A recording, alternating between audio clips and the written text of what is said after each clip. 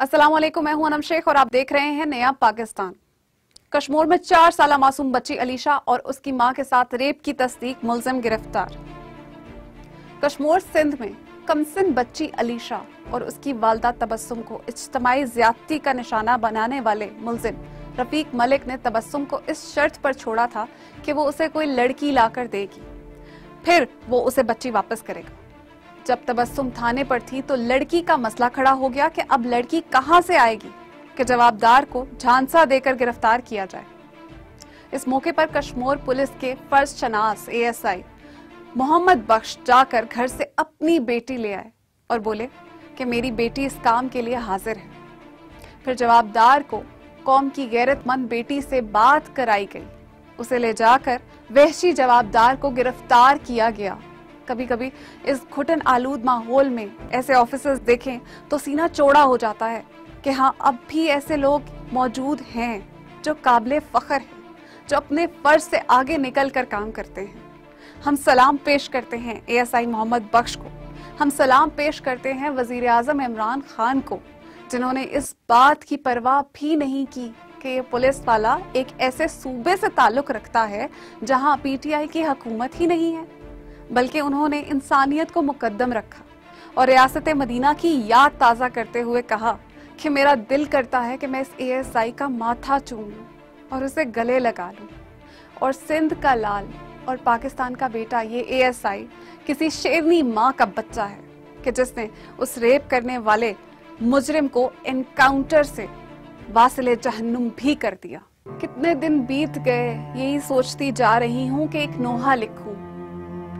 नोहा लिखूं जिसे पढ़कर नोहा ख्वाह आए और अपने अपने नोहे जलाकर राख कर डालें। उस नोहे का उन्वान रखूं औरत, बेबस औरत। हाँ, वही औरत जो बाजार से गुजरती है तो मर्द उसकी एड़ियों से जांचते जांचते हवस के आखिरी मोहल्ले की गली की नुक्कड़ तक अपनी मैली आंखों से छोड़कर आता है। मैं उस औरत का नोहा लिखना चाहती हूँ। 8 साल की बच्ची अपनी सखियों में खेल रही है। उस बच्ची की एक 7 साला दोस्त का बाप 8 साला बच्ची को इस तरह देख रहा है कि जब ये 8 साला बच्ची औरत बनेगी तो उसके आज़ा कैसे होंगे। मुझे उस 8 साला औरत का नोहा लिखना है। मुझे गांव की उस लड़की का नोहा लिखना है जो बगैर मर्जी के किसी के साथ सिर्फ इसलिए ब्याहती गई कि उसके बाप पर चढ़े कर्जे का बढ़ता ब्याज बहुत ज्यादा है। हाँ, बहुत।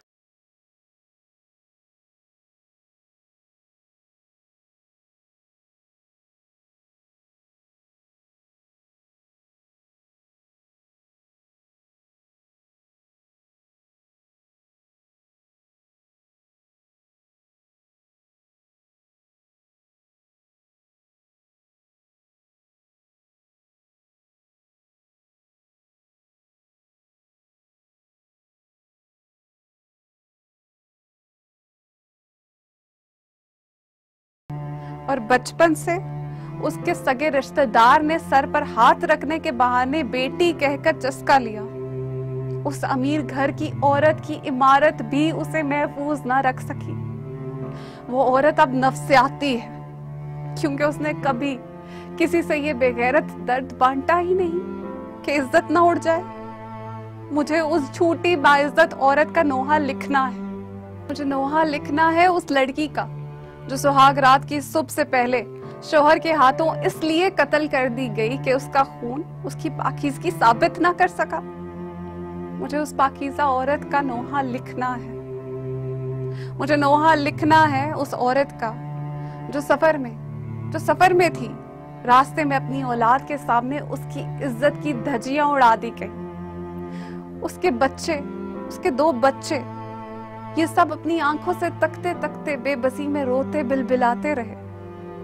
मुझे उन बेबस बच्चों की माँ, उस मुसाफिर औरत का नोहा लिखना है। मुझे शहर कश्मीर की 4 साला बच्ची का नोहा लिखना है। मगर नहीं, मैं कुछ नहीं लिखूंगी।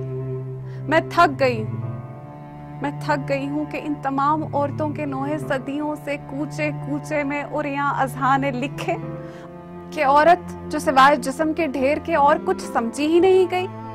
आह, मेरे जहन की डिक्शनरी से अल्फाज इस तरह से उड़ गए हैं जैसे कयामत से पहले मुकद्दस सहीफे के अल्फाज उड़ा दिए जाएंगे।